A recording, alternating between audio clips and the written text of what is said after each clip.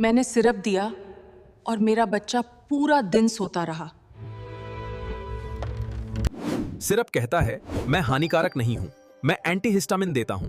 Antihistamine खून के बहाव से मस्तिष्क तक पहुंचवन रिसेप्टर्स को ब्लॉक करता है। जब ये रिसेप्टर्स ब्लॉक होते हैं, मस्तिष्क आराम करता है और नींद आती है। लेकिन समस्या तब होती है जब खुराक दोगुनी हो जाए। इससे अत्यधिक नींद और धीमी सांस हो सकती है, जो आपातकालीन स्थिति बन सकती है। सही मात्रा में कफ सिरप सुरक्षित है।